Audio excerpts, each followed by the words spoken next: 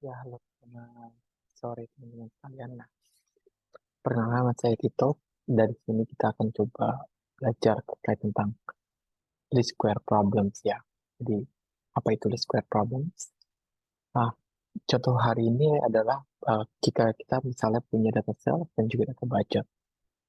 Jadi kita punya grafik seperti ini, ada pengeluaran budget marketing dan nanti akan berimpact pada sales yang akan didapatkan. Nah, pasangan budget yang dikeluarkan dan sales juga dapat dipresentasikan dengan titik-titik yang berwarna biru di sini. Nah, kita mau coba prediksi nih, kira-kira berapa kan nilai sales yang akan didapat kalau misalnya kita mengeluarkan suatu budget. Gimana cara yang paling ideal untuk mendapatkan data ini? Let's say misalnya kita mau mengeluarkan budget eh, 20M, atau misalnya budget 5M gitu. Kira-kira berapa nih jumlah sales yang akan didapat setelah kita punya plotting data-data historical yang sebelumnya sudah kita punya. Nah, itu data yang berwarna biru di sini.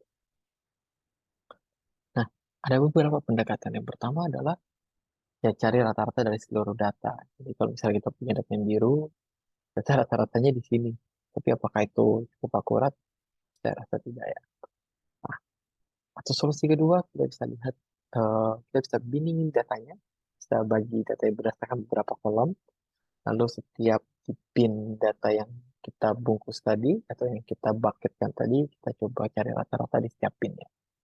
Jadi misalnya kita punya 3 pin di sini, ada pin 2, ada pin 3, kalau di sini kita cari rata-ratanya. Apakah ini hasilnya cukup oke? Saya rasa juga enggak, karena di sini kita bisa lihat datanya masih kurang kurang optimal. Kalau misalnya kita cari berdasarkan rata-rata per billing datanya. Nah, pendekatan yang mau kita bahas hari ini adalah gimana coba kalau misalnya kita buat model sederhana. Misalnya model garis lurus. Nah, apakah pendekatannya akan cukup oke ke depannya? Kita coba lihat. Nah, jadi gimana caranya? Jadi pertama kita buat persamaan linear dulu.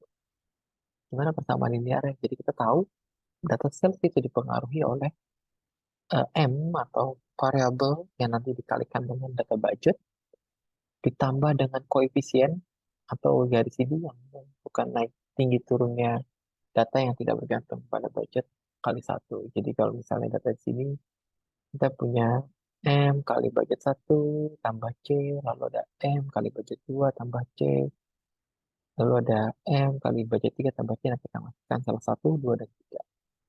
Nanti akan kita coba modelkan untuk mendapatkan garis lurus. Nah, setelah kita dapat nih model persamaan linear, persamaannya coba kita bikin matriksnya. Nah, kurang lebih matriksnya standar. Jadi kita punya sales, kita kelompokkan jadi matriksnya sama dengan budget yang tadi sudah kita kumpulkan, kita tarik keluar, jadi budget dan satunya kita kelompokkan menjadi A. Lalu kita akalkan dengan tetanya, yaitu uh, yang mau kita cari M dan juga C. Tapi pertanyaannya begini, apakah persamaan di atas bisa diselesaikan?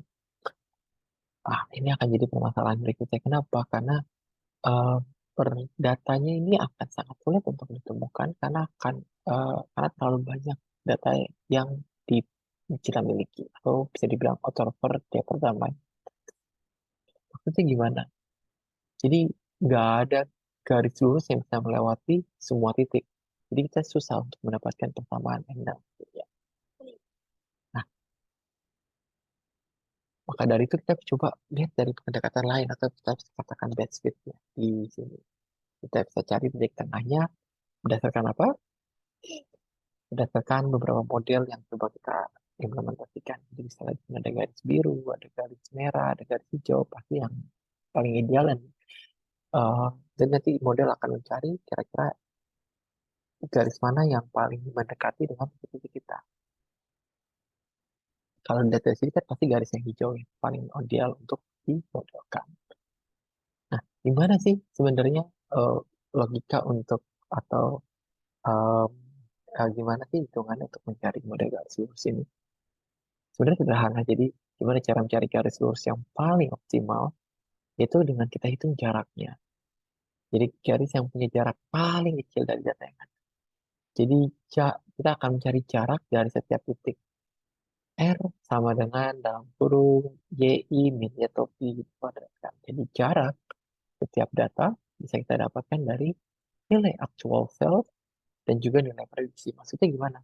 Jadi nilai actual sini yang warna biru, lalu nilai prediksi ini yang berwarna eh, garis hijau ini. Jadi kita bisa lihat nih, jarak dari sini ke sini, berapa jarak jauhnya, lalu berapa jarak dari sini ke sini, berapa jarak dari sini ke sini, dan seterusnya. Itu yang kita anggap, yang kita bilang R. Setelah nanti kita dapat kumpulan R, dan kita kuadratkan kali jaraknya akan selalu positif, nah kita akan cari kira-kira garis mana yang paling optimal untuk data-data kita. Dilihat dari mana? Dilihat dari jarak yang paling kecil. Seperti itu.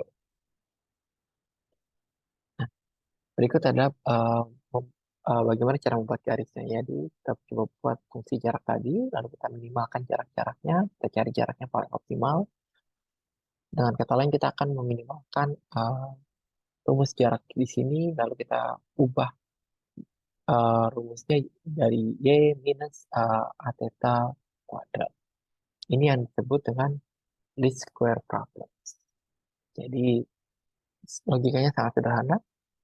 Bagaimana cara membuat least square problems adalah karena kita nggak bisa mencari solusi untuk setiap titik, apalagi nanti kan baru contohnya.